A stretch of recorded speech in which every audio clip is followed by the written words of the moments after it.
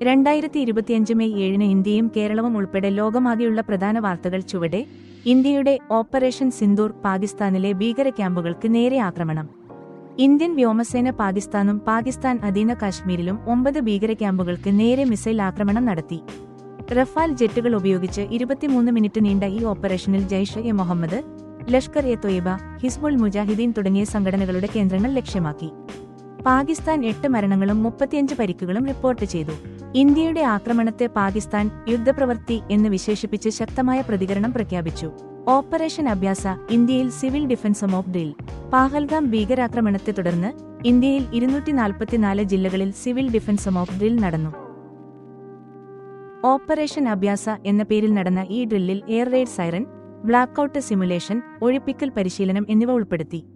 ഇന്ത്യയുടെ സാമ്പത്തിക രംഗത്ത് പുതിയ നേട്ടം.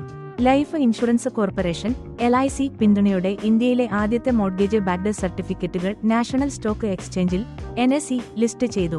1000 കോടി രൂപ മൂല്യമുള്ള ഈ സർട്ടിഫിക്കറ്റുകൾ സാമ്പത്തിക നവീകരണത്തിന്റെ ഭാഗമാണ്.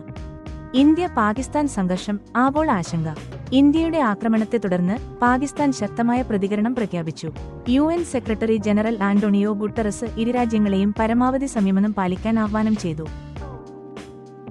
സ്പേസ്എക്സ് സ്റ്റാർഷിപ്പ് ലോഞ്ചുകൾക്ക് FAA അനുമതി. എലോൺ മസ്കിന്റെ സ്പേസ്എക്സ് കമ്പനിക്ക് ടെക്സസിൽ നിന്ന് വർഷത്തിൽ 25 സ്റ്റാർഷിപ്പ് ലോഞ്ചുകൾ നടത്താൻ ഫെഡറൽ ഏവിയേഷൻ അഡ്മിനിസ്ട്രേഷന്റെ FAA അനുമതി ലഭിച്ചു.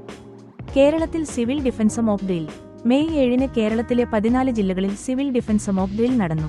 പൗരന്മാർക്ക് അടിയന്തര സാഹചര്യങ്ങളിൽ പ്രതികരിക്കാൻ പരിശീലനം നൽകുന്നതിന്റെ ഭാഗമായാണ് ഈ ഡ്രിൽ. +1 സീറ്റുകൾ വർദ്ധിപ്പിച്ച് കേരളം. 2025 മുതൽ 26 വരെ അക്കാദമിക് വർഷത്തിനായി കേരള സർക്കാർ 64,040 +1 സീറ്റുകൾ കൂടി വർദ്ധിപ്പിച്ചു. ഇത് വിദ്യാഭ്യാസ പ്രവേശനം കൂടുതൽ വിദ്യാർത്ഥികൾക്ക് ഉറപ്പാക്കുന്നതിനായാണ്. പ്രത്യേക ആവശ്യങ്ങളുള്ള കുട്ടികളുടെ സ്കൂൾ പ്രവേശനം കുറയുന്നു. കേരളത്തിലെ സ്കൂളുകളിൽ പ്രത്യേക ആവശ്യങ്ങളുള്ള കുട്ടികളുടെ പ്രവേശനം കുറയുന്നതായി കേന്ദ്ര സർക്കാർ റിപ്പോർട്ട് ചെയ്തു. സംസ്ഥാനത്തെ വിദ്യാഭ്യാസ വകുപ്പിന് ഈ പ്രശ്നം പരിഹരിക്കാൻ കേന്ദ്രം നിർദ്ദേശം നൽകി. കൂടുതൽ വിവരങ്ങൾക്ക് താഴെപ്പറയുന്ന വാർത്താ ലിങ്കുകൾ സന്ദർശിക്കുക. നിങ്ങൾക്ക് കൂടുതൽ വിവരങ്ങൾ ആവശ്യമുണ്ടെങ്കിൽ ദയവായി അറിയിക്കുക.